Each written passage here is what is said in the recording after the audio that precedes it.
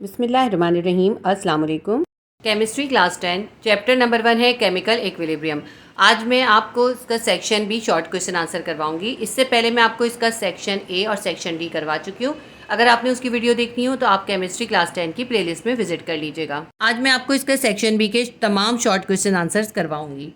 Question number 1 है define chemical equilibrium with example. Chemical equilibrium define करें और उसकी एग्जाम्पल भी दें। इस चैप्टर की एक्सप्लेनेशन के अंदर मैंने आपको तमाम इंपॉर्टेंट टॉपिक डिस्क्राइब किए हुए, लेकिन शॉर्ट क्वेश्चन के अंदर जो भी टॉपिक आएगा मैं उसे आपको दोबारा डिस्क्राइब कर दूंगी ताकि आपको क्वेश्चन का आंसर आसानी से समझ में आ जाए। पहले मैं आपको फॉरवर्ड रिएक्शन, रिवर्स रिएक्शन और केमिकल इक्विलिब्रियम एक्सप्लेन करूंगी, उसके बाद मैं आपको इसका आंसर लिखवाऊंगी। जब भी कोई केमिकल रिएक्शन हो रहा होता है, दो या दो से ज़्यादा रिएक्टेंट जो हैं मिलकर प्रोडक्ट बना रही होती हैं। वो प्रोडक्ट एक भी हो सकती है, दो भी हो सकती हैं। जब रिएक्टेंट आपस में मिलती हैं उनमें केमिकल रिएक्शन होता है और उनसे प्रोडक्ट बननी शुरू हो जाती है। रिएक्टेंट से जब प्रोडक्ट बनती है तो वो होता है फॉरवर्ड रिएक्शन। जब कोई केमिकल रिएक्शन स्टार्ट होता है, जैसे कि सपोज करें जैसे हाइड्रोजन और आयोडीन मिल रही है, केमिकल रिएक्शन हो रहा है और इस केमिकल रिएक्शन के नतीजे में हाइड्रोजन आयोडाइड बन रहा है। ये जो हाइड्रोजन और आयोडीन है ये दोनों रिएक्टेंट है। इन दोनों रिएक्टेंट से जो प्रोडक्ट बन रही है वो है हाइड्रोजन आयोडाइड। जब रिएक्शन स्टार्ट होता है तो शुरू में जो रिएक्टेंट्स होते हैं उनकी कॉन्सेंट्रेशन ज़्यादा होती है, क्योंकि अभी प्रोडक्ट बननी स्टार्ट हुई होती है, बहुत थोड़ी होती है प्रोडक्ट। तो at the beginning of reaction जो रिएक्टेंट्स होते हैं उनकी कॉन्सेंट्रेशन ज़्यादा होती है और प्रोडक्ट की कॉन्सेंट्रेशन कम होती है। और ऐसे ऐसा रिएक्शन जब होता जाता है तो रिएक्टेंट जो होती है उनकी कॉन्सेंट्रेशन कम होती जाती है और प्रोडक्ट की कॉन्सेंट्रेशन ऐसा ऐसा इंक्रीज होती जाती है। एक वक्त ऐसा आता है कि जब रिएक्टेंट की कॉन्सेंट्रेशन और प्रोडक्ट की कॉन्सेंट्रेशन इक्वल हो जाती है। किस तरह इक्वल हो जाती है? क्योंकि इसकी कॉन्सेंट्रेशन कम हो रही थी और इसकी ऐसे सब बढ़ रही थी। तो एक वक्त ऐसा आया कि जब रिएक्टेंट्स और प्रोडक्ट्स की कॉन्सेंट्रेशन इक्वल हो गई।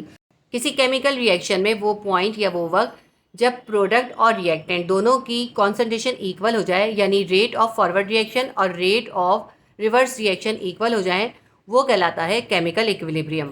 जब केमिकल इक्विलिब्रियम आ जाता है तो ये यहीं पे प्रोसेस नहीं रुकता। अब दोनों चीज़ें इक्वल हो गई तो ये प्रोसेस यहाँ नहीं रुकेगा बल्कि ये आगे कंटिन्यू रहेगा। केमिकल इक्विलिब्रियम के बाद जब रिएक्टेंट प्रोडक्ट में कन्वर्ट होगी तो प्रोडक्ट की कॉन्सेंट्रेशन इंक्रीज होने लगेगी। तो ताकि दोनों तरफ कॉन्सेंट्रेशन इक्वल रहे, यानी केमिकल इक्विलिब्रियम कायम रहे, इसलिए प्रोडक्ट जो है वो वापस रिएक्टेंट में कन्वर्ट होना शुरू हो जाएगी। रिवर्स रिएक्शन शुरू हो जाएगा और प्रोडक्ट जो है वो रिएक्टेंट में कन्वर्ट होना शुरू हो जाएगा और दोबारा से हाइड्रोजन और आयोडीन बनना शुरू हो जाएगी। जब हाइड्रोजन आयोडीन मिल रही थी, हाइड्रोजन आयोडाइड बन रहा था, होता फॉरवर्ड रिएक्शन। और जब हाइड्रोजन आयोडाइड से वापस रिएक्टेंट यानी हाइड्रोजन और आयोडीन बनना शुरू हो गई तो ये कहलाता है रिवर्स रिएक्शन। अब एक तरफ फॉरवर्ड रिएक्शन की वजह से रिएक्टेंट से प्रोडक्ट बन रही है और दूसरी तरफ प्रोडक्ट जो है वो रिवर्स रिएक्शन की वजह से वापस रिएक्टेंट में कन्वर्ट होता जा रहा है। तो इस वजह से ना ही रिएक्टेंट की कॉन्सेंट्रेशन डिक्रीज होगी और ना ही प्रोडक्ट की कॉन्सेंट्रेशन इंक्रीज होगी, बल्कि दोनों की यानी रिएक्टेंट की और प्रोडक्ट की कॉन्सेंट्रेशन सेम रहेगी। यानी rate of forward reaction will be equals to rate of reverse reaction. जब रेट ऑफ फॉरवर्ड रिएक्शन और rate of reverse reaction equal हो जाते हैं तो कोई भी रिएक्शन जो है वो केमिकल इक्विलिब्रियम अटेन कर लेता है। ये मैंने आपको पूरा टॉपिक समझा दिया और इसकी एग्जाम्पल भी साथ साथ समझा दी आपको। अब मैं आपको पढ़ के बताती हूँ, आप इसको नोट डाउन कर लीजिएगा। सबसे पहले हम हेडिंग डालेंगे केमिकल इक्विलिब्रियम की। A reaction is in chemical equilibrium when the rate of forward reaction equal to the rate of reverse reaction. एक रिएक्शन उस वक्त केमिकल इक्विलिब्रियम में होता है जब फॉरवर्ड रिएक्शन का रेट रिवर्स रिएक्शन के रेट के इक्वल हो जाए। Rate of forward reaction is equals to rate of reverse reaction. ठीक है, ये हो गया। अब इसकी एग्जाम्पल देते हैं। मैंने इसमें आपको दो एग्जाम्पल दिए हैं। एक ये एग्जाम्पल जो है थोड़ी सी लंबी है और ये आपकी बुक में थी, दूसरी एग्जाम्पल आपकी बुक की नहीं है। तो एग्जाम्पल नंबर 1 बताते हैं। An example of a reaction at equilibrium is a reaction of hydrogen and iodine in a closed container to produce hydrogen iodide. एक रिएक्शन की एग्जाम्पल दे रहे हैं कि जब हाइड्रोजन और आयोडीन एक क्लोज कंटेनर के अंदर आपस में रिएक्शन कर रहे हैं तो वो हाइड्रोजन आयोडाइड प्रोड्यूस कर रहे हैं। At the start of reaction there is a high concentration of hydrogen and iodine. जब रिएक्शन स्टार्ट होता है तो हाइड्रोजन और आयोडीन यानी रिएक्टेंट की कॉन्सेंट्रेशन हाई होती है and after that the concentration decreases as hydrogen iodide is formed. लेकिन आहिस्ता आहिस्ता जैसे जैसे रिएक्शन होता जाता है हाइड्रोजन और आयोडीन यानी रिएक्टेंट की कॉन्सेंट्रेशन कम होना शुरू हो जाती है, क्योंकि प्रोडक्ट यानी हाइड्रोजन आयोडाइड फॉर्म्ड हो रहा होता है, बन रहा होता है। The concentration of hydrogen iodide increase as the forward reaction proceed. Forward reaction हो रहा है, इसलिए हाइड्रोजन आयोडाइड यानी प्रोडक्ट की कॉन्सेंट्रेशन इंक्रीज हो रही है। As hydrogen iodide is form the reverse reaction is there able to occur. जब रिएक्टेंट और प्रोडक्ट की कॉन्सेंट्रेशन सेम हो जाएगी, इक्वल हो जाएगी, तो रिवर्स रिएक्शन शुरू हो जाएगा और हाइड्रोजन आयोडाइड से वापस हाइड्रोजन और आयोडीन बनना स्टार्ट हो जाएगी। Hydrogen plus iodine reverse reaction to hydrogen iodide, इसको बैलेंस किया है क्योंकि हाइड्रोजन का H2 होता है, आयोडीन का भी I2 होता है। हाइड्रोजन और आयोडीन जो होता है उनका डाई एटॉमिक मॉलिक्यूल होता है। H2 और I2 आपस में जब कंबाइन हुए हाइड्रोजन आयोडाइड बना।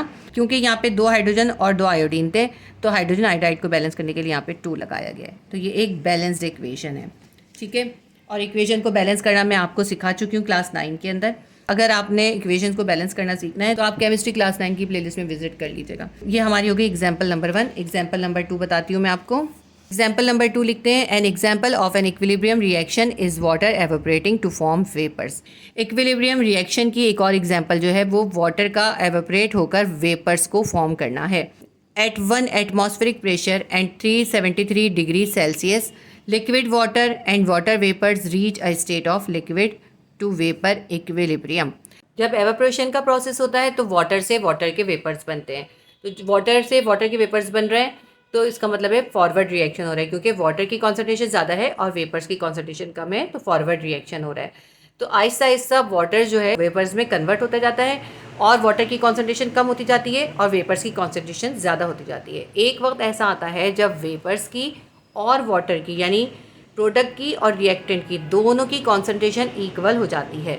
वो पॉइंट होता है केमिकल इक्विलिब्रियम का। 1 एटमॉस्फेरिक प्रेशर और 373 डिग्री सेल्सियस के ऊपर लिक्विड वाटर और वाटर वेपर्स जो हैं वो इक्विलिब्रियम की स्टेट पर पहुंच जाते हैं, यानी फॉरवर्ड रिएक्शन और रिवर्स रिएक्शन दोनों एक दूसरे के इक्वल हो जाते हैं। मैं एक दफ़ा और एग्जाम्पल रीड कर देती हूँ इसकी। N example of an equilibrium reaction is water evaporating to form vapors. At 1 atm and 373 degrees Celsius, liquid water and water vapors reach a state of liquid vapor equilibrium. तो ये आपका question number 1 का answer complete हो गया। Question number 2 करते हैं। Question number 2 है why chemical equilibrium is dynamic. Chemical equilibrium dynamic क्यों होता है? क्वेश्चन नंबर 1 में जो एग्जांपल दिए मैं उसी एग्जांपल से आपको एक्सप्लेन करती हूँ। हाइड्रोजन और आयोडीन आपस में कंबाइन हो रहे हैं, केमिकल रिएक्शन हो रहा है और हाइड्रोजन आयोडाइड बन रहा है। हाइड्रोजन और आयोडीन रिएक्टेंट है, हाइड्रोजन आयोडाइड जो है वो प्रोडक्ट है। अब ये केमिकल रिएक्शन जब स्टार्ट हो रहा है तो हाइड्रोजन और आयोडीन यानी रिएक्टेंट की कॉन्सेंट्रेशन ज़्यादा है, ज़्यादा कॉन्सेंट्रेशन है, तो इसलिए फॉरवर्ड रिएक्शन होगा और हाइड्रोजन और आयोडीन मिलके प्रोडक्ट बनाना शुरू कर देंगी।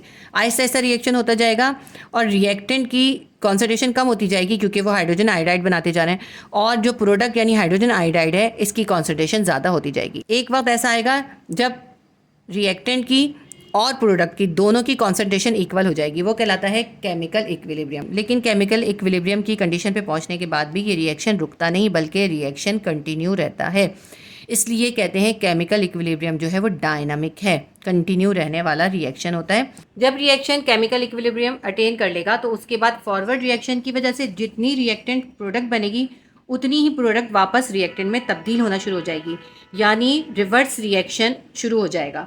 ताकि रिएक्शन में केमिकल इक्विलिब्रियम रहे इसलिए रिवर्स रिएक्शन होगा और रेट ऑफ फॉरवर्ड रिएक्शन और rate of reverse reaction equal होंगे, जिसके नतीजे में प्रोडक्ट और रिएक्टेंट की कॉन्सेंट्रेशन सेम रहेगी यानी कांस्टेंट रहेगी और रिएक्शन जो है वो केमिकल इक्विलिब्रियम में रहेगा। ये रिवर्सिबल रिएक्शन है इसीलिए कंटिन्यू रहता है, इसीलिए इसे डायनामिक रिएक्शन कहते हैं, क्योंकि ये कंटिन्यू रहता है। फॉरवर्ड रिएक्शन से प्रोडक्ट बनती जाती है और प्रोडक्ट से वापस रिवर्स रिएक्शन के नतीजे में रिएक्टेंट बनता जाता है, इसलिए केमिकल इक्विलिब्रियम को डायनामिक कहते हैं। ये मैंने सारा आपको एक्सप्लेन कर दिया, ये आपको यहाँ पे एग्जांपल देने की ज़रूरत है, मैंने आपको समझाने के लिए लिखी है। अब मैं आपको पढ़ के बताती हूँ आपने आंसर क्या लिखना है। आंसर हम लिखेंगे chemical equilibrium is dynamic in nature because chemical equilibrium जो है वो नेचर में डायनामिक होता है यानी कंटिन्यू रहने वाला रिएक्शन होता है। बिकॉज इसकी रीज़न क्या है, reactant change into product and product change into reactant. पहले रिएक्टेंट जो है वो प्रोडक्ट में चेंज होते हैं, कन्वर्ट हो जाते हैं, उसके बाद प्रोडक्ट जो है वो कन्वर्ट हो जाते हैं रिएक्टेंट में। Even after equilibrium is achieved, जबकि केमिकल इक्विलिब्रियम भी अचीव्ड हो जाए। यानी रिएक्शन के दौरान में जब केमिकल इक्विलिब्रियम आ गया, प्रोडक्ट और रिएक्टेंट की दोनों की तरफ कॉन्सेंट्रेशन इक्वल हो गया, उसके बाद भी ये रिएक्शन इक्विलिब्रियम होने के बावजूद भी कंटिन्यू रहता है। But rate of forward and backward reaction are same. Forward reaction और बैकवर्ड रिएक्शन का जो रेट होता है वो सेम रहता है। ये हो गया आपका क्वेश्चन नंबर 2 का आंसर। एक बार और रीड कर देती हूँ। Chemical equilibrium is dynamic in nature because reactant change into products and products change into reactants even after equilibrium is achieved, but rate of forward and backward reactions are same. ये हमारा question number 2 का answer complete हो गया। Question number 3 है when writing an equation how is a reversible reaction distinguish from irreversible reaction. जब हम कोई chemical equation लिख रहे हो तो उसमें हम किस तरह रिवर्सिबल रिएक्शन और इरिवर्सिबल रिएक्शन के दरमियान में फ़र्क बता सकेंगे। यानी किसी केमिकल इक्वेशन को देख के हम कैसे बता सकते हैं कि वो रिवर्सिबल रिएक्शन है या इरिवर्सिबल रिएक्शन है। बहुत इजी सा कॉन्सेप्ट है, मैं आपको पहले डिस्क्राइब कर देती हूँ। जब कोई रिएक्शन फॉरवर्ड और रिवर्स डायरेक्शन दोनों में हो रहा हो तो वो कहलाता है रिवर्सिबल रिएक्शन।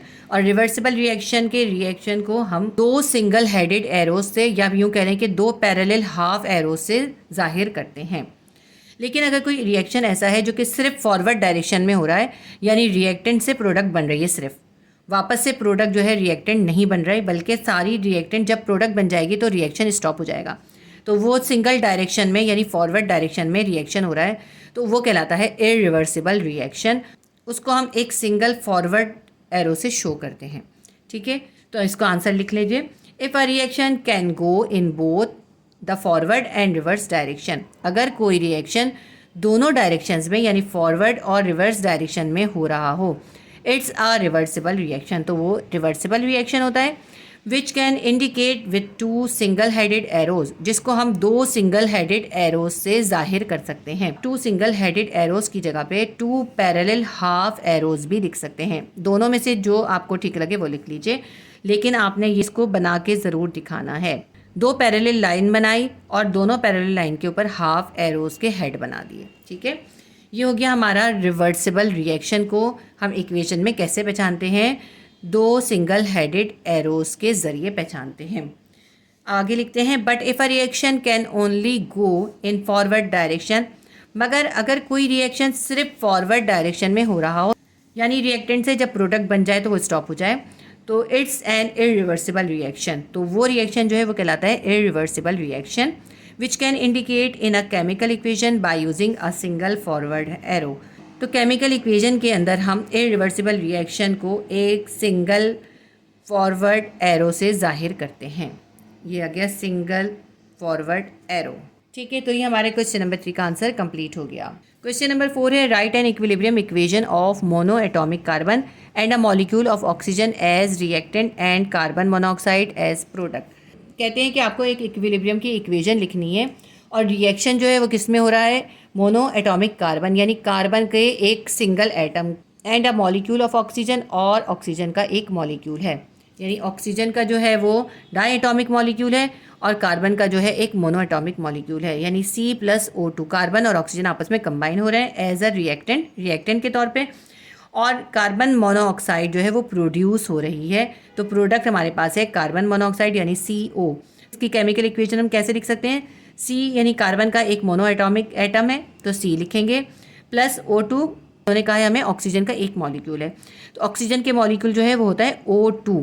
ऑक्सीजन का मॉलिक्यूल जो होता है वो डाई एटॉमिक मॉलिक्यूल होता है। इन्होंने हमें मेंशन कर दिया था कि कार्बन जो है मोनो एटॉमिक है, इसलिए हमने कार्बन सिर्फ सिंगल लिखा है। तो C+O2 कार्बन ऑक्सीजन के साथ मिल रहा है, कार्बन सॉलिड है और ऑक्सीजन जो है वो एक गैस है। जो कार्बन और ऑक्सीजन जो है ये रिएक्टेंट है, ये दोनों आपस में कंबाइन हो रहे हैं और कार्बन मोनोऑक्साइड यानी CO बना रहे हैं। कार्बन मोनोऑक्साइड का फॉर्मूला होता है CO। कार्बन मोनोऑक्साइड के अंदर कार्बन का एक एटम और ऑक्सीजन का एक एटम होता है, लेकिन क्योंकि यहाँ पे देखिए ऑक्सीजन के साथ 2 था, तो इसको बैलेंस करने के लिए हम क्या करेंगे, यहाँ पे 2 लगा देंगे, क्योंकि अब इससे क्या हुआ, यहाँ पे ऑक्सीजन भी 2 हो गया, यहाँ पे भी 2 हो गया ऑक्सीजन, यहाँ पे भी 2 हो गया, लेकिन यहाँ पे देखिए कार्बन 2 हो गया, तो कार्बन को भी बैलेंस करना पड़ेगा, तो यहाँ पे हम रिएक्टेंट के साथ यहाँ पे भी 2 लगा देंगे। ठीक है, 2 carbon plus O2। Reversible reaction show करने के लिए हमने 2 पैरेलल हाफ एरोज बनाए हैं। ठीक है, कार्बन और ऑक्सीजन आपस में कंबाइन होकर कार्बन मोनोऑक्साइड बना रहे हैं। आहिस्ता आहिस्ता कार्बन मोनोऑक्साइड की कॉन्सेंट्रेशन इंक्रीज होती जाएगी और एक वक्त ऐसा आएगा जब रिएक्टेंट और प्रोडक्ट दोनों की कॉन्सेंट्रेशन इक्वल हो जाएगी, तो ये रिएक्शन जो है वो केमिकल इक्विलिब्रियम की स्टेट को अटेन कर लेगा। उसके बाद रिवर्स रिएक्शन स्टार्ट हो जाएगा और ये जो कार्बन मोनोऑक्साइड है ये वापस से रिएक्टेंट में यानी कार्बन और ऑक्सीजन में कन्वर्ट होना शुरू हो जाएगी। ये रिवर्सिबल रिएक्शन है और इसी तरह से रिएक्टेंट जो है वो प्रोडक्ट में और प्रोडक्ट जो है रिएक्टेंट में कन्वर्ट होने लगेंगे, यानी फॉरवर्ड रिएक्शन और रिवर्स रिएक्शन एक दूसरे के इक्वल हो जाएंगे। रिवर्सिबल रिएक्शन को इसीलिए डायनामिक कहते हैं क्योंकि ये प्रोग्रेसिव होता है। क्वेश्चन के अंदर आपको सिर्फ इस केमिकल रिएक्शन की इक्वेशन लिखनी थी, तो अब देखिए आंसर कैसे लिखेंगे। The equilibrium equation for reaction between monoatomic carbon and a molecule of oxygen to form carbon monoxide is. Monoatomic carbon और ऑक्सीजन के मॉलिक्यूल के दरमियान रिएक्शन से कार्बन मोनोऑक्साइड फॉर्म हो रही है, तो उसकी इक्विलिब्रियम इक्वेशन ये है 2C+O2 reversible reaction 2CO। CO जो है कार्बन मोनोऑक्साइड का फॉर्मूला है, कार्बन मोनोऑक्साइड का फॉर्मूला होता है CO। क्वेश्चन नंबर 4 का आंसर कंप्लीट हो गया। क्वेश्चन नंबर 5 है outline the characteristics of reversible reaction. Reversible reaction की कुछ खास कैरेक्टरिस्टिक्स आपको बतानी है। सबसे पहले हेडिंग डालेंगे characteristics of reversible reaction. Number 1 point है the reversible reaction never goes to completion. Reversible reaction जो है वो कभी कंप्लीट नहीं होता, कंटिन्यू रहता है। रिएक्टेंट से प्रोडक्ट बनती है, फिर प्रोडक्ट से रिएक्टेंट बनती है, वो कंटिन्यू रहता है, इसलिए हम कहते हैं रिवर्सिबल रिएक्शन जो है वो कभी भी कंप्लीट नहीं होता। नंबर 2 है product react and reproduce reactant again. Product जो है वो रिएक्ट करती है और दोबारा से रिएक्टेंट को बना लेती है। नंबर 3 है it take place in forward and reverse direction. ये जो रिवर्सिबल रिएक्शन है ये फॉरवर्ड और रिवर्स दोनों डायरेक्शंस में होता है। मैंने अभी रिएक्शंस में आपको ये सारे पॉइंट्स अभी समझा हैं, वही सारे पॉइंट हैं। नंबर 4 है it represent bye double headed arrow या 2 पैरेलल हाफ एरोज। ठीक है, इसको जो है हम 2 पैरेलल हाफ एरोज से शो करते हैं। नंबर 5 है it has dynamic equilibrium. Reversible reaction जो है वो डायनामिक इक्विलिब्रियम है। रिवर्सिबल रिएक्शन में जब इक्विलिब्रियम की कंडीशन भी आ जाती है तब भी रिएक्शन जो है वो कंटिन्यू रहता है, स्टॉप नहीं होता। पॉइंट नंबर 6 में एग्जांपल्स दे देते हैं। फ्रीजिंग है, कंडेंसेशन है और मेल्टिंग है। ये हैं रिवर्सिबल रिएक्शन के कैरेक्टरिस्टिक्स। क्वेश्चन नंबर 5 हमारा कंप्लीट हो गया। क्वेश्चन नंबर 6 है distinguish between reversible and irreversible reaction. Reversible और इरिवर्सिबल रिएक्शन के दरमियान आपको डिफरेंस लिखना है। ये बहुत इंपॉर्टेंट क्वेश्चन है, आपने इस क्वेश्चन को ज़रूर करना है। इसके कम से कम 4-5 पॉइंट आपको याद करने हैं। ये लॉन्ग में भी आ सकता है और शॉर्ट में भी आ सकता है। ये क्वेश्चन जो मैंने आपको क्वेश्चन नंबर 1 से लेके क्वेश्चन नंबर 5 तक रिवर्सिबल और इरिवर्सिबल रिएक्शन एक्सप्लेन किया है ना, उसके ही सारे पॉइंट आपको इसके अंदर लिखने हैं। बहुत ईजी सा आंसर है, अगर आपने वो क्वेश्चन समझ लिए हैं तो फिर आप इसका आंसर भी बहुत आसानी से लिख सकते हैं। क्योंकि हमें डिफरेंस लिखना है इसलिए हम 2 कॉलम बना के करेंगे, लेकिन जब भी डिफरेंस लिखने का आता है 2 कॉलम बना के करें वरना नंबर कट जाते हैं। तो आप एक कॉलम में रिवर्सिबल रिएक्शन की हेडिंग डालेंगे, दूसरे में इरिवर्सिबल रिएक्शन की हेडिंग डालेंगे। फर्स्ट पॉइंट लिखेंगे रिवर्सिबल रिएक्शन का, the reversible reaction never goes to completion. Reversible reaction कभी कंप्लीट नहीं होता। इरिवर्सिबल रिएक्शन का फर्स्ट पॉइंट लिखेंगे the irreversible reaction goes to completion. Irreversible reaction जो है वो कंप्लीट हो जाता है, यानी कंप्लीट होके स्टॉप हो जाता है, और इरिवर्सिबल रिएक्शन जो है वो स्टॉप नहीं होता। नंबर 2 है product react and produce reactant again. Product जो है वो रिएक्ट करती है और दोबारा से रिएक्टेंट को बना लेती है। इरिवर्सिबल रिएक्शन का पॉइंट 2 लिखेंगे reactant form product but product will not decompose और recombine and don't form reactant. Reactant तो प्रोडक्ट बना लेती है मगर प्रोडक्ट जो है वो डिकम्पोज नहीं होती, ना ही रिकम्बाइन होती है और रिएक्टेंट नहीं बनाती। ठीक है, एक बार और पढ़ देती हूँ। Reactant form product but product will not decompose और recombine and don't form reactant. अगर आप इसको ईजी करके 1 लाइन में लिखना चाहते हैं तो आप सिर्फ ये लिख लीजिएगा reactant form product but product don't form reactant. इस तरह करके आप सिंपल करके भी लिख सकते हैं, लेकिन पूरा लिखिए तो ज़्यादा अच्छा है, ये क्वेश्चन लॉन्ग में भी आ सकता है। पॉइंट नंबर 3 लिखते हैं it take place in forward and reverse direction. Reversible reaction है वो फॉरवर्ड और रिवर्स दोनों डायरेक्शन में होता है। इरिवर्सिबल रिएक्शन का लिखते हैं it take place in forward direction. Irreversible reaction सिर्फ फॉरवर्ड डायरेक्शन में होता है। पॉइंट नंबर 4 है रिवर्सिबल रिएक्शन का, it represent by 2 parallel half arrows. इसको हम 2 पैरेलल हाफ एरोज या 2 सिंगल हेडेड एरोज से शो करते हैं। इरिवर्सिबल रिएक्शन में लिखते हैं it represent by single forward arrow. इरिवर्सिबल रिएक्शन को हम एक सिंगल फॉरवर्ड एरो से शो करते हैं। पॉइंट नंबर 5 लिखते हैं रिवर्सिबल रिएक्शन का, it has dynamic equilibrium. Reversible reaction में डायनामिक इक्विलिब्रियम होता है। इरिवर्सिबल रिएक्शन का पॉइंट 5 है it has no equilibrium condition. Irreversible reaction के अंदर इक्विलिब्रियम कंडीशन नहीं आती। 6 पॉइंट में हम दोनों रिएक्शंस की एग्जांपल देते हैं। तो सबसे पहले रिवर्सिबल रिएक्शन की एग्जांपल देते हैं, फ्रीजिंग, कंडेंसेशन, एवापोरेशन और मेल्टिंग। ये मैंने इसकी 4 एग्जांपल लिखी हैं, आपकी मर्जी है आप 2 लिखें, आप 3 लिखें, 4 लिख रहे हैं तो बहुत अच्छी बात है। तो ये है रिवर्सिबल रिएक्शन की एग्जांपल्स, फ्रीजिंग, कंडेंसेशन, एवापोरेशन और मेल्टिंग। इरिवर्सिबल रिएक्शन की एग्जांपल लिखते हैं रस्टिंग एंड कंबस्शन। रस्टिंग आपको पता है वो प्रोसेस होता है जिसमें लोहे की चीज़ों को जंग लग जाता है, क्योंकि लोहा ऑक्सीडाइज हो जाता है और उस पर जंग लग जाता है। जब किसी लोहे की चीज़ पे जंग लगना शुरू होता है तो आहिस्ता आहिस्ता आहिस्ता आहिस्ता सारा लोहा जो होता है वो जंग में कन्वर्ट हो जाता है और लोहे की चीज़ जो होती है बिल्कुल पाउडर या बुरादे की तरह से हो जाती है। ऐसा नहीं होता कि वो जो रस्ट है वो बाद में दोबारा कंबाइन हो और दोबारा से लोहा या आयरन बना दे। रस्टिंग का प्रोसेस जो है वो इरिवर्सिबल है। जब किसी चीज़ को जंग लग जाता है वो वापस से वही मेटल नहीं बनती। इसी तरह दूसरा इसकी एग्जांपल है कंबस्शन। आपको पता है ना, जब हम किसी चीज़ को जला देते हैं, जैसे कोई आप लकड़ी जलाते हैं या पेपर जलाते हैं, तो वो वापस से लकड़ी की फॉर्म में नहीं आ सकता। इसी तरह पेपर भी वापस नहीं बन सकता। तो कंबस्शन यानी जलने का प्रोसेस भी इरिवर्सिबल रिएक्शन है। तो ये रिवर्सिबल रिएक्शन और इरिवर्सिबल रिएक्शन आपने देखा, इनके वही पॉइंट्स हैं जो अभी हमने पिछले 5 क्वेश्चंस के अंदर किए थे, वही पॉइंट है। अगर आप समझ के एक चैप्टर को पढ़ लेते ना तो क्वेश्चन को किसी भी तरह पूछें आप आसानी से आंसर लिख सकते हैं। क्वेश्चन नंबर 6 भी कंप्लीट हो गया। क्वेश्चन नंबर 7 है state law of mass action, how is active mass is represented. Law of mass action define करना है और ये भी बताना है कि एक्टिव मास को हम कैसे रिप्रेजेंट करते हैं। लॉ ऑफ मास एक्शन की हेडिंग डालेंगे। इस लॉ के 2 पॉइंट हैं। फर्स्ट पॉइंट है this law state that the rate at which substances react is directly proportional to its active mass. इस लॉ के अकॉर्डिंग जब कोई रिएक्शन हो रहा होता है तो उस रिएक्शन में जो रिएक्टिंग सब्सटेंस होती हैं उनका रिएक्ट करने का जो रेट होता है वो उनके एक्टिव मासेस के डायरेक्टली प्रोपोर्शनल होता है। अगर उन रिएक्टिंग सब्सटेंसेस का एक्टिव मास ज़्यादा होगा तो उनका रिएक्ट करने का रेट भी ज़्यादा होगा। जिस रिएक्टेंट सब्सटेंस का एक्टिव मास कम होगा उसका रेट ऑफ रिएक्शन भी कम होगा। यानी किसी रिएक्शन में जब कोई सब्सटेंसेस रिएक्ट कर रही होती हैं तो वो अपने एक्टिव मासेस के अकॉर्डिंग रिएक्ट करती हैं। जिनका एक्टिव मास ज़्यादा होता है उनका रिएक्शन के अंदर रेट ज़्यादा होता है और जिनका एक्टिव मास कम होता है उनका रेट ऑफ रिएक्शन कम होता है। ये है फर्स्ट पॉइंट। एक्टिव मास पे डिपेंड करता है कि कोई रिएक्टिंग सब्सटेंस किसी रिएक्शन में कितना पार्टिसिपेट करेगी। एक्टिव मास होता क्या है, देखिए जो रिएक्टिंग सब्सटेंसेस होती हैं उनके साथ नंबर ऑफ मोल्स होते हैं।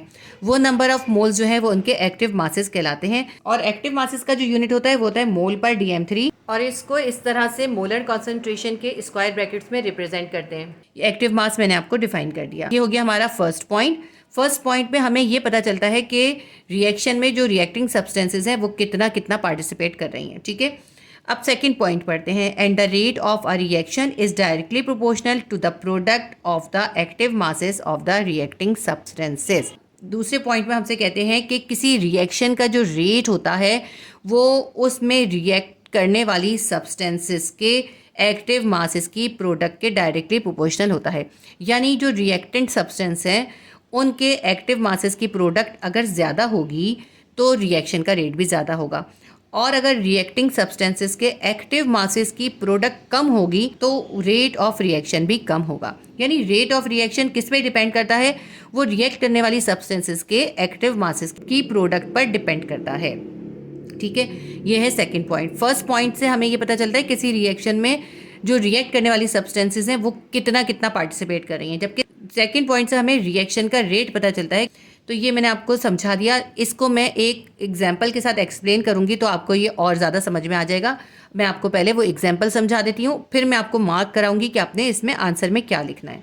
अब ये लॉ मैं आपको इस इक्वेशन से समझाती हूँ। देखिए कार्बन और ऑक्सीजन आपस में कंबाइन हो रहे हैं, रिवर्सिबल रिएक्शन हो रहा है और कार्बन मोनोऑक्साइड बन रही है। अब इस इक्वेशन को बैलेंस करेंगे तो कार्बन के नंबर ऑफ मोल्स या एक्टिव मासेस हमारे पास होंगे 2 और ऑक्सीजन के नंबर ऑफ मोल्स देखिए यहाँ पे कुछ भी नहीं है, इसका मतलब है नंबर ऑफ मोल्स कितने हैं 1 है और कार्बन मोनोऑक्साइड के नंबर ऑफ मोल्स हैं 2। ये जब इक्वेशन को हम बैलेंस करेंगे तो इसी तरह से आएगा।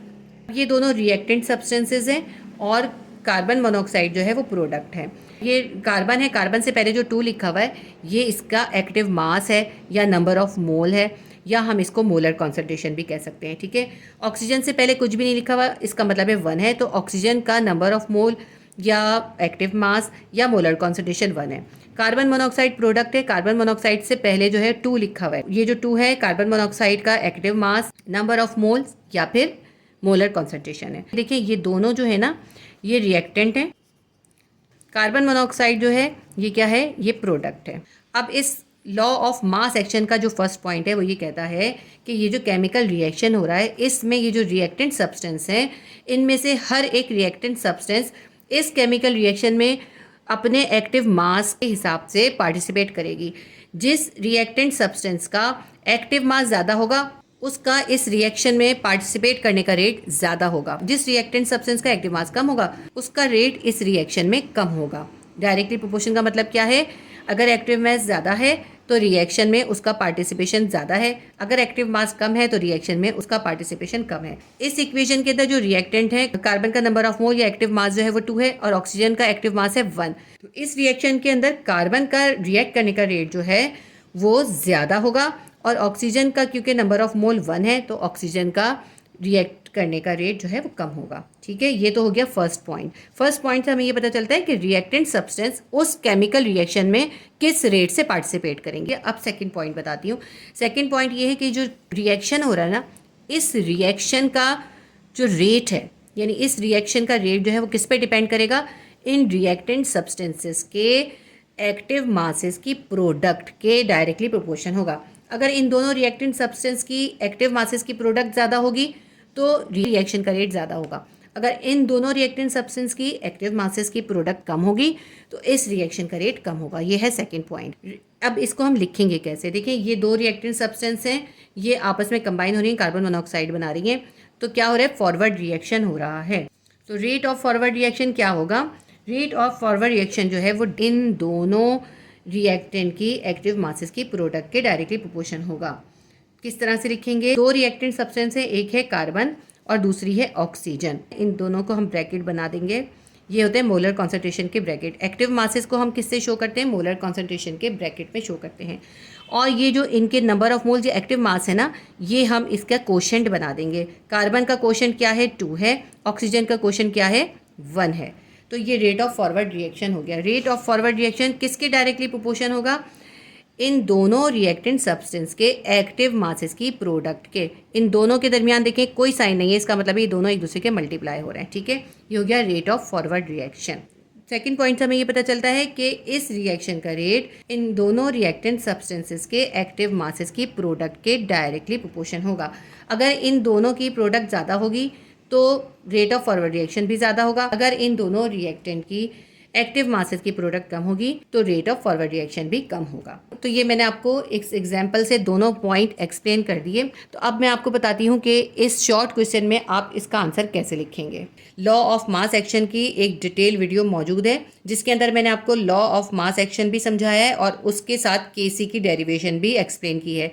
ये लॉ ऑफ मास एक्शन और केसी की डेरिवेशन ये लॉन्ग क्वेश्चन के अंदर ये क्वेश्चन आ जाता है, इसलिए बहुत इंपॉर्टेंट क्वेश्चन है। अगर आपने इस क्वेश्चन को डिटेल में समझना है तो उसके लिए आप केमिस्ट्री क्लास 10 की प्लेलिस्ट के अंदर इसकी वीडियो को देख लीजिएगा। केसी की डेरिवेशन की वीडियो उसमें आपको मिल जाएगी।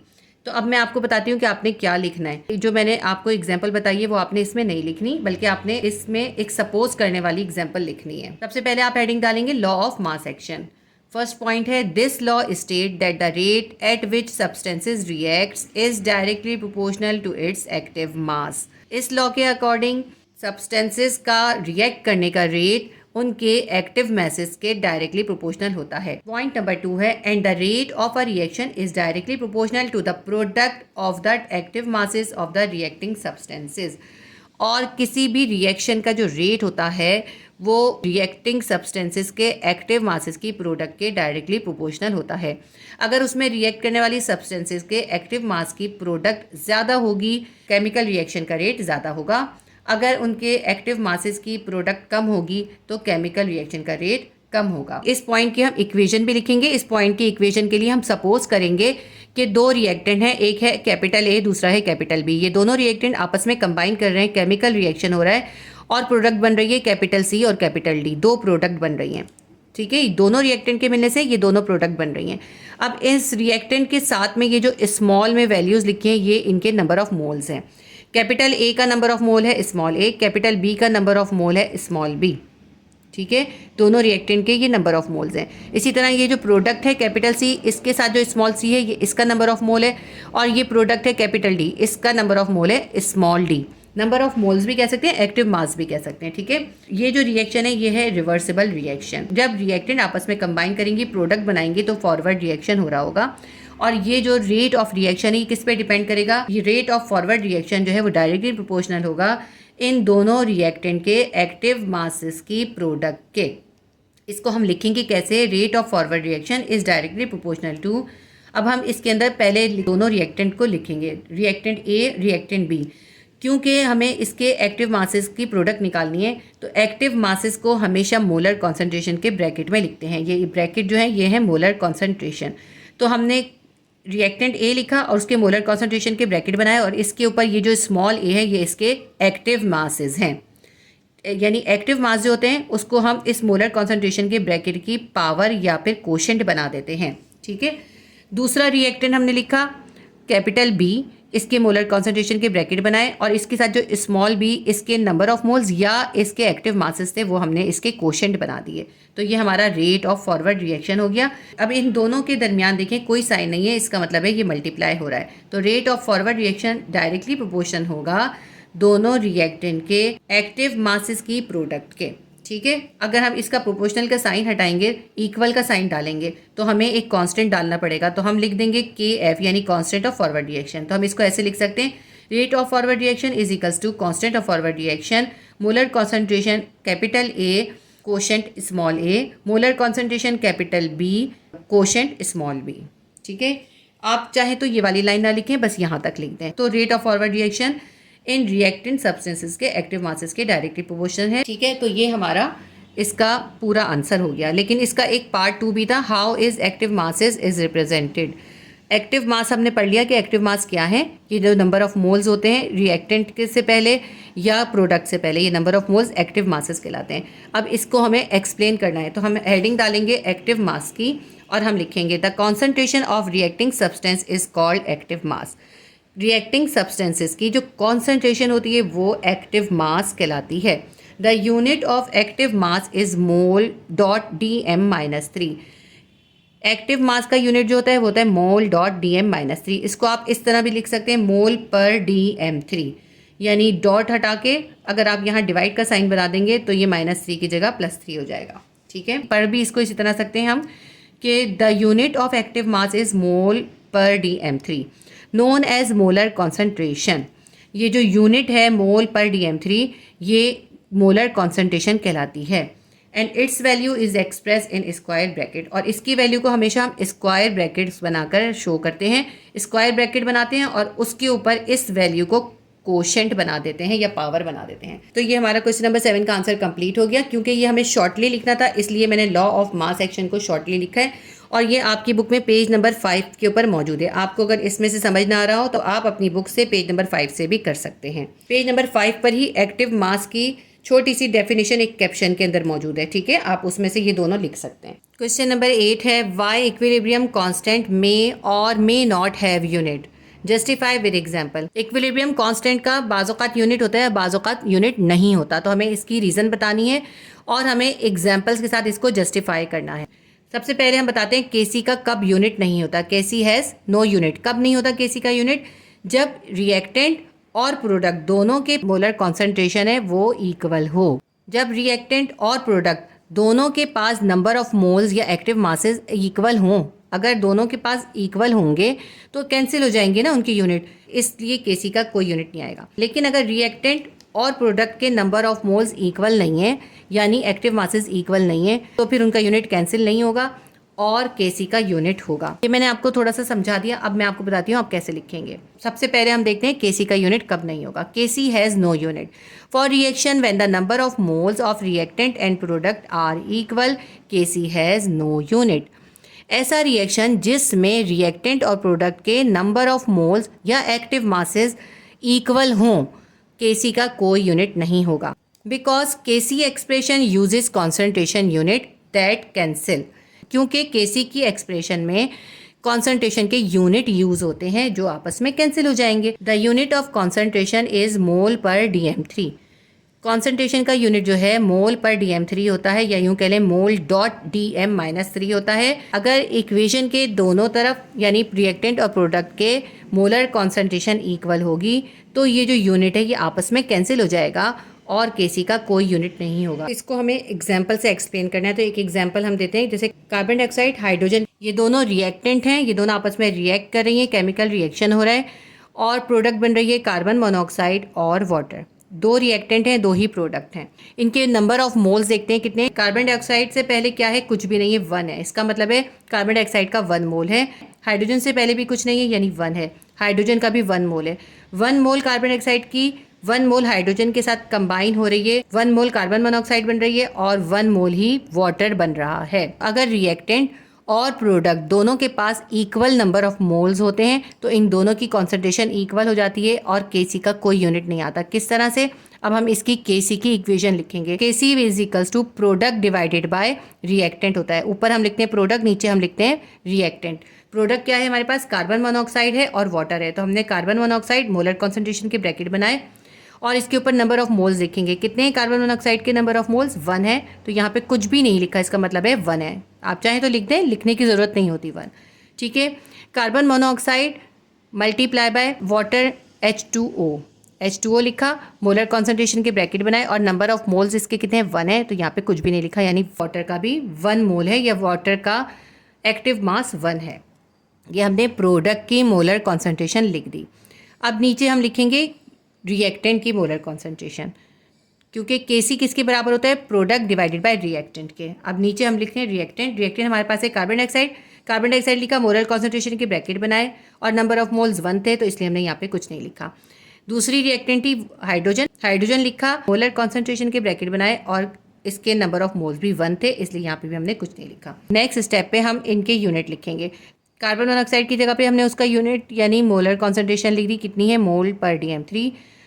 वाटर की भी मोल पर DM3, कार्बन डाइऑक्साइड की मोल पर DM3, हाइड्रोजन की मोल पर DM3। इन सब के पास नंबर ऑफ मोल्स या एक्टिव मास जो थे वो 1 थे, इसलिए हमने इनके मोलर कॉन्सेंट्रेशन के ब्रैकेट के बाहर कुछ भी नहीं लिखा। कुछ नहीं लिखने का मतलब होता है 1।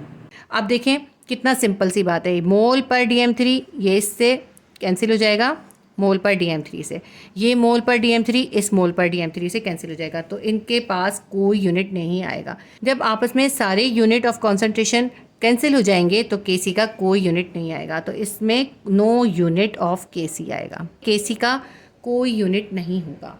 कब नहीं होगा, जब रिएक्टेंट और प्रोडक्ट के नंबर ऑफ मोल्स इक्वल होंगे। तो ये हो गया हमारा केसी हैज़ नो यूनिट। अब आगे देखते हैं केसी का यूनिट कब होगा। KC has unit for reaction when the number of moles of reactant and product are not equal, KC has a unit.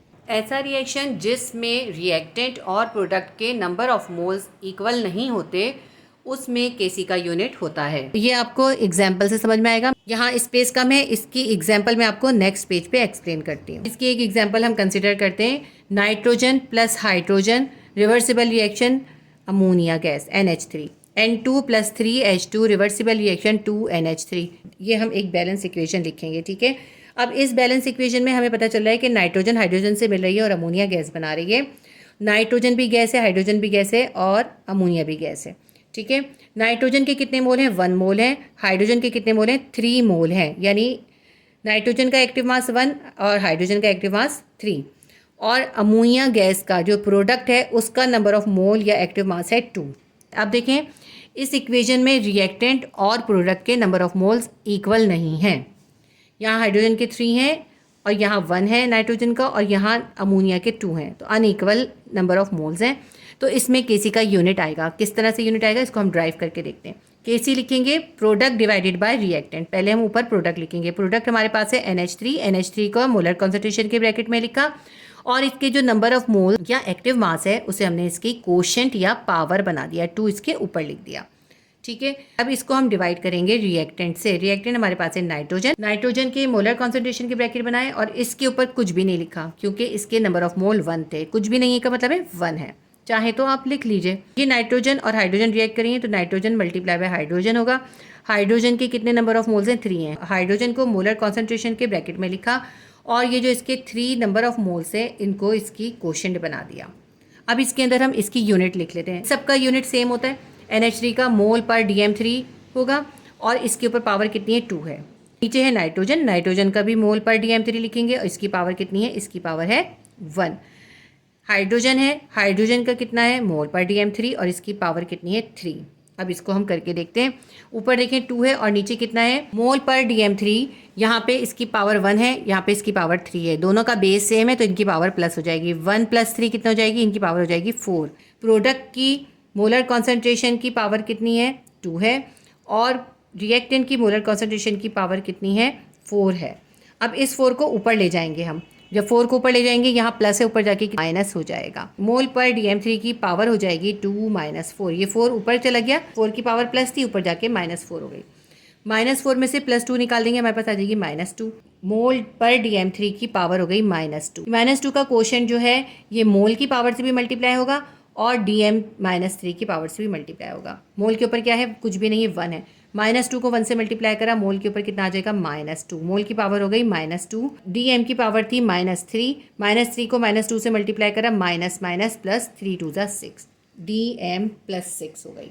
ठीक है, तो देखिए Kc का यूनिट हमारे पास आ गया। जब भी रिएक्टेंट और प्रोडक्ट के नंबर ऑफ मोल्स अनइक्वल होंगे Kc का यूनिट होगा। यही क्वेश्चन इसमें हमसे पूछा था कि कब Kc का यूनिट होगा और कब नहीं होगा। दोनों मैंने आपको अच्छे से एक्सप्लेन कर दिए। अगर रिएक्टेंट और प्रोडक्ट के नंबर ऑफ मोल्स इक्वल होंगे तो Kc का कोई यूनिट नहीं होगा और अगर अनइक्वल होंगे तो Kc का यूनिट होगा। बस ये सिंपल सा था, इसकी एग्जांपल से हमने इसे एक्सप्लेन कर दिया। क्वेश्चन नंबर 9 है, how direction of a reaction can be predicted if Kc is known to you. अगर आपको Kc की वैल्यू मालूम हो तो आप किस तरह से रिएक्शन की डायरेक्शन को मालूम कर सकते हैं। बहुत आसान सा तरीका होता है। अगर हम Kc की वैल्यू को Qc की वैल्यू से कंपेयर करते हैं तो हम आसानी से जान सकते हैं कि रिएक्शन जो है फॉरवर्ड रिएक्शन हो रहा है या फिर रिवर्स रिएक्शन हो रहा है।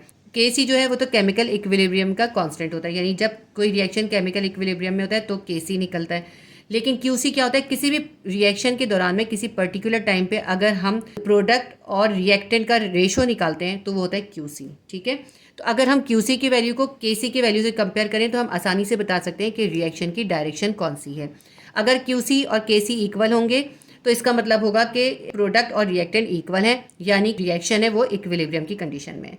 अगर Qc छोटा होगा Kc से, यानी Kc की वैल्यू ज़्यादा है, Qc की वैल्यू अगर कम आ रही है तो इसका मतलब होगा कि फॉरवर्ड रिएक्शन हो रहा है। Qc ज़्यादा होने का मतलब है कि फॉरवर्ड रिएक्शन हो रहा है, यानी अभी प्रोडक्ट जो है वो कम है और प्रोडक्ट की कॉन्सेंट्रेशन इंक्रीज़ करने के लिए फॉरवर्ड रिएक्शन हो रहा है। और अगर Qc की वैल्यू Kc से ज़्यादा है, यानी Kc की वैल्यू कम हो और Qc की ज़्यादा हो, तो फिर इसका मतलब है कि अब प्रोडक्ट की कॉन्सेंट्रेशन जो है वो ज़्यादा हो गई है, तो उसको डिक्रीज़ करने के लिए कौन सा रिएक्शन हो रहा होगा? उसके लिए रिवर्स रिएक्शन होगा, ताकि वो जो रिएक्शन है वो इक्विलिब्रियम की कंडीशन में आ जाए। ठीक है, जब Qc बड़ा होगा Kc से तो इसका मतलब होगा कि ये रिवर्स प्रोसेस हो रहा है। अब मैं आपको लिखवाती हूँ आपने कैसे लिखना है। सबसे पहले हेडिंग डालेंगे direction of reaction. By comparing Kc and Qc values we can predict the direction of reaction. Kc और Qc की वैल्यूज़ को कंपेयर करके हम रिएक्शन की डायरेक्शन प्रिडिक्ट कर सकते हैं। नंबर 1, if Qc is equals to Kc। अगर हमने Qc निकाला और Kc हमें मालूम है पहले से, अगर Kc और Qc इक्वल हो तो it means the equal product and reactant concentration are equal. इसका मतलब है कि प्रोडक्ट और रिएक्टेंट की कॉन्सेंट्रेशंस जो हैं वो इक्वल हैं टू द इक्विलिब्रियम कांस्टेंट, यानी इक्विलिब्रियम कांस्टेंट के इक्वल हैं। एंड सिस्टम इज स्टेबल, तो सिस्टम जो है वो स्टेबल है। नंबर 2 लिखते हैं, if Qc is lesser than Kc।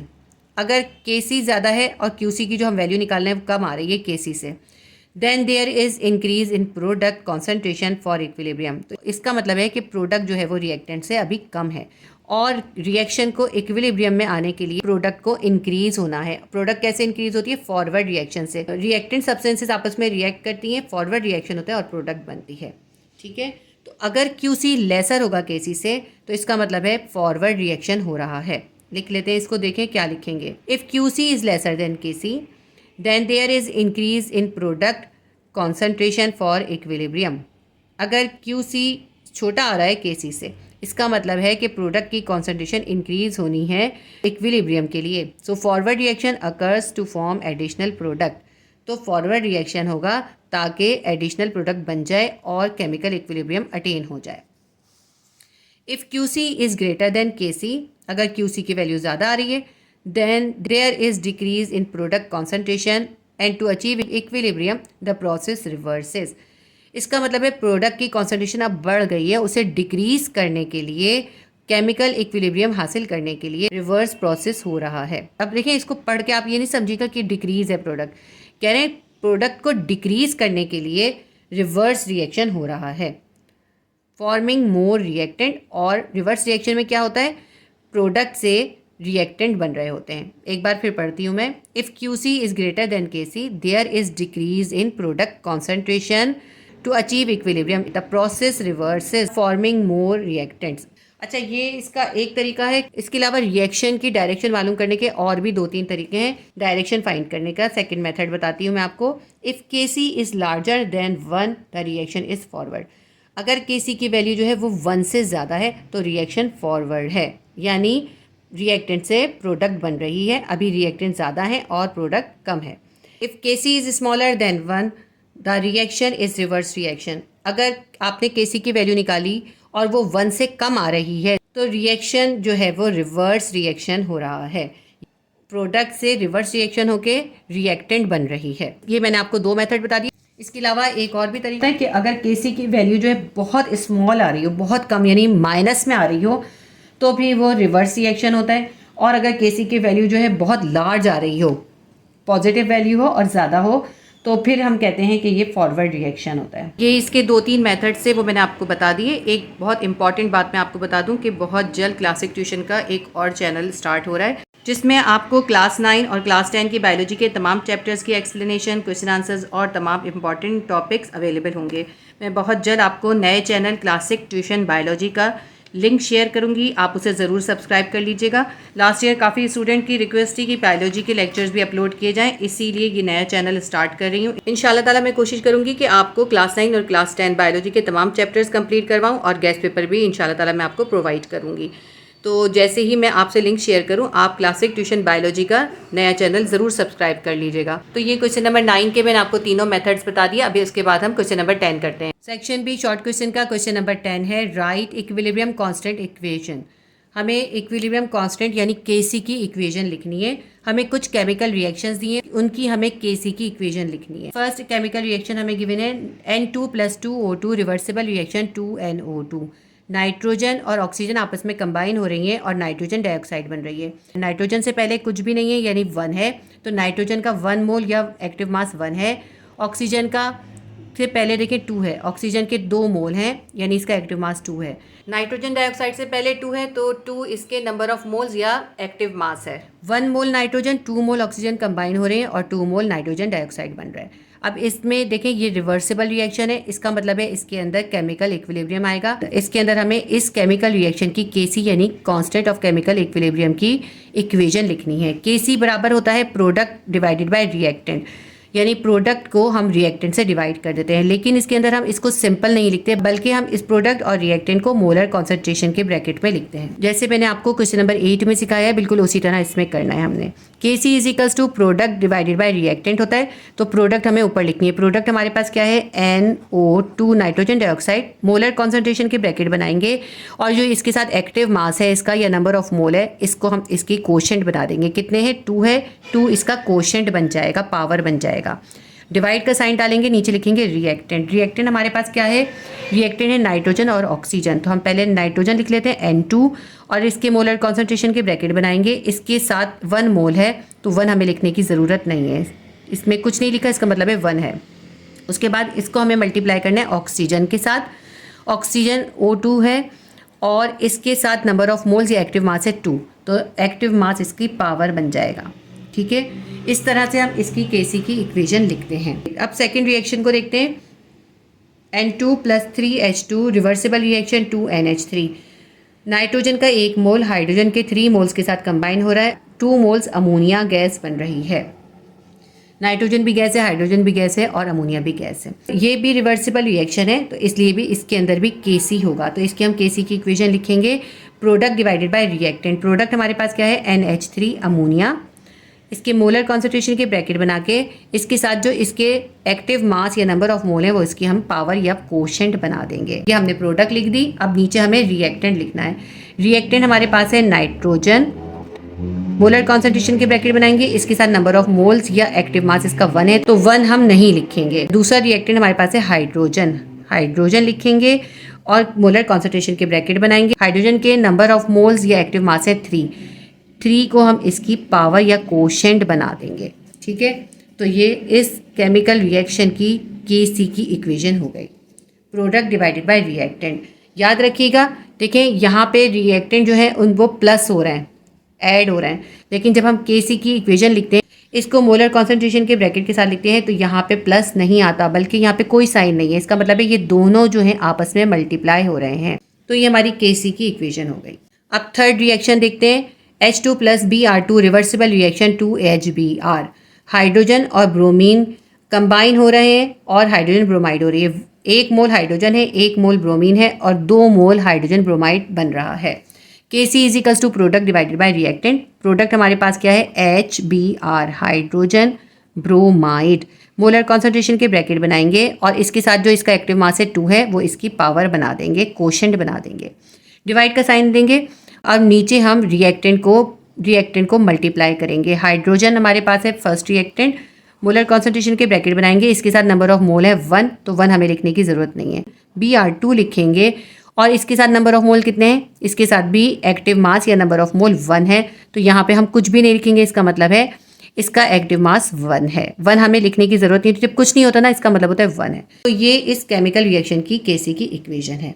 Question number 10 की हमने तीनों इक्वेशंस लिख ली। ये क्वेश्चन नंबर 10 हमारा कंप्लीट हो गया। इसके साथ ही हमारा पूरा सेक्शन भी शॉर्ट क्वेश्चन कंप्लीट हो गया। हमने 1 से लेकर 10 क्वेश्चन कंप्लीट कर लिए। उम्मीद करती हूँ ये वीडियो आपके लिए हेल्पफुल रही होगी। अगर ये वीडियो आपके लिए हेल्पफुल रही है तो वीडियो को लाइक कीजिए, शेयर कीजिए और सब्सक्राइब कर लीजिए। अल्लाह हाफिज़।